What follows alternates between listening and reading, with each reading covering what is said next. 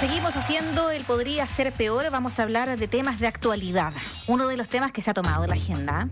No sé si podría ser peor esta parte de la historia. La devolución de las ISAPRES. Durante años estuvo discutiéndose la ley corta. Iban, venían, el quiebre del sistema.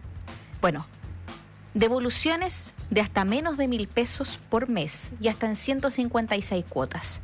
En eso quedó una discusión que tuvo instancias en el Senado, debate en la Cámara de Diputados, donde se discutió si podía hacer devolución en excedentes o solo con dinero, el plazo máximo, tabla de pago era una especie de plan de pago que tenía que aprobar la superintendencia, ver cuánto era lo que tenían que devolver, si es que se iba a hacer una especie de perdonazo en el nivel de la deuda. Bueno, todos los auditores lo estuvieron revisando también, muchas veces se habló que en el Podría Ser Peor. La radio ha conversado con el superintendente de salud, Víctor Torres, y hoy está en línea con nosotros uno de los diputados que fue muy crítico en su momento del proyecto de ley corta de ISAPRE, Tomás Lagomarsino, diputado del Partido Radical, quien ya está en línea con nosotros acá en el Podría Ser Peor. Diputado, ¿cómo está? Buenas tardes.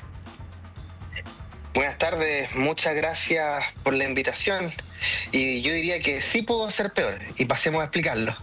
Saludos a todos los que nos escuchan. Pasemos a explicar por qué pudo ser peor, diputado, porque sabemos que la gran mayoría de la población no está en ISAPRE, está en FONASA, pero hay un porcentaje importante que migró hacia el sistema público de previsión de salud y que quiere recibir estos fondos, y otros que están recibiendo menos de 4 pesos al mes, lo que puede ser una burla para muchos. ¿Por qué pudo ser peor, diputado, y por qué pasó esto? ¿Qué se pasó en el Congreso? ¿Qué artículo, qué inciso no se vio bien? ¿Qué indicación que llevó a que el proyecto de ley corta de ISAPRE hoy día tenga estas devoluciones? Mira, yo diría 3 puntos. El primer punto es que pudo haber sido peor porque estábamos en una situación donde si no había una ley que mitigara los efectos del fallo de la Corte Suprema, 4 de las 6 ISAPRES iban a entrar en insolvencia, claro, lo cual iba a arrastrar a prestadores privados del sector salud, clínicas, consultas médicas, con las cuales las ISAPRES tienen deudas muy grandes. Y recordemos que el 50% del 80% de la población que está en FONASA se atiende en prestadores privados porque el sector público, los hospitales, el FAM, no son capaces de resolver todas las atenciones de ese 80% de la población. Es decir, estaríamos en una peor situación para las más de 2.800.000 personas que están en lista de espera especialista, más de 300.000 personas en lista de espera quirúrgica y más de 85.000 garantías G retrasadas. Sí.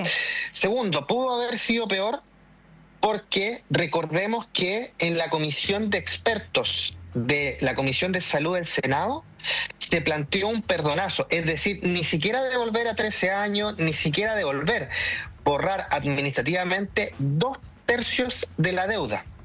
Y algunos que fuimos críticos, clara y contundentemente críticos de aquello, logramos con mucho esfuerzo retrotraer, evitar que fuera un perdonazo a todas luces.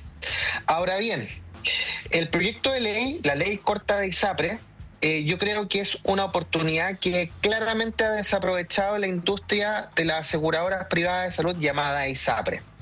Porque es vergonzoso y es escandaloso que una persona reciba, yo vi un par de devoluciones, la más escandalosa de todas era una persona que iba a recibir 180 pesos por 13 años, es decir, por 156 mensualmente por 156 meses. Esta pudo haber sido una oportunidad para que la ISAPRE buscaran restituir algo que fuera de la legitimidad social que les quedaba, o poder retomar algo, porque claramente esto es escandaloso y la ley contenía herramientas suficientes para que la ISAPRES, los dueños de la ISAPRES, capitalizaran, que era lo que buscábamos, porque en la Comisión de Salud de la Cámara se rechazaron y fueron declaradas inadmisibles las indicaciones que presentamos para obligar a los dueños de la ISAPRES a capitalizar. Y por tanto solamente nos quedó generar incentivos, como que la ISAPRES por esos 13 años que devuelven esto no tengan, no puedan retirar de utilidades, sí, y a la vez ciertos incentivos para que devolvieran en un menor plazo que, insisto, lamentablemente no las utilizaron.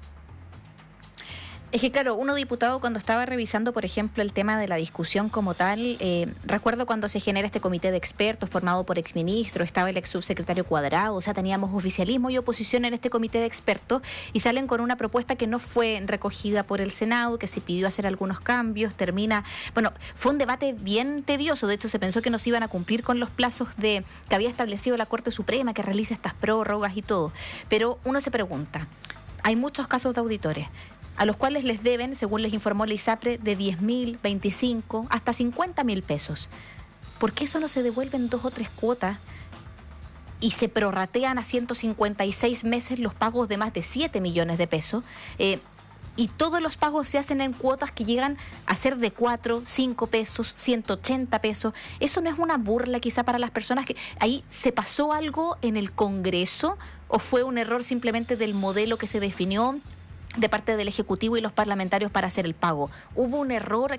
¿Quién se hace cargo de cómo quedó la ley para que hoy día las personas estén recibiendo estos montos? Bueno, vamos por parte. Lo primero que hay que indicar es que las devoluciones, los montos totales a devolver son distintos entre las distintas personas. Sí. En general, hombres jóvenes tienen menores devoluciones que mujeres, por ejemplo, más mayores, por así decirlo, o en edad fértil. En ese sentido, tenemos que hay una disparidad muy grande, porque la cantidad de contratos afectos a devoluciones era muy grande, entonces uno no podía analizar uno a uno los contratos, sino que tenía que establecer un modelo que fuera eventualmente aplicable al conjunto. Y en ese sentido, se generó mecanismos para la devolución de los grandes montos, pero a la vez incentivos para devolver en periodos más acotados, sobre todo a quienes le debe la ISAPRE menores montos. Ahora bien, esas herramientas que contemplamos en la ley y que no pudimos obligar a que no solamente pudieran optar por esa herramienta, sino que las tuvieran que implementar obligatoriamente, aquellos indicaciones que apuntaban en esa línea a través de la capitalización fueron rechazadas en la Comisión de Salud o declaradas inconstitucionales porque afectaban materias de seguridad social. Recordemos que prácticamente el 90% de los elementos de la ley corta eran de exclusiva iniciativa del Ejecutivo, del Ministerio de Salud, en conjunto con los otros ministerios y el gobierno en general. Así que muchas de nuestras indicaciones lamentablemente fueron declaradas inadmisibles. Sí. Ahora, como te decía, las herramientas existen en la ley corta de ISAPRES. Ahora bien, la ISAPRES, haciendo esto que tú bien planteas como escandaloso, vergonzoso, pierden una tremenda oportunidad de haber buscado mantener o recuperar algo de legitimidad ciudadana. Claro, y eso efectivamente hoy día está en tela de juicio. Lo último, diputado, para quienes hoy día quieran apelar, quieran solicitar una forma distinta de la devolución, quienes consideren que esto no corresponde, ¿cuáles son los mecanismos para poder quizá hacer una especie de apelación, reclamo, impugnar el pago de estos fondos? ¿Qué le queda a los usuarios de las ISAPRES o quienes ya migraron hacia FONASA pero que tienen devolución por parte de la ley corta? Efectivamente, todos aquellos que se hayan cambiado de ISAPRE a otra ISAPRE o de ISAPRE a FONASA después del fallo de la Corte Suprema, es decir, el 30 de noviembre del año 2022, tienen derecho a restitución. Y las formas de apelar son a través de la Superintendencia de Salud, que tiene que abrir los mecanismos para realizar este tipo de reclamaciones.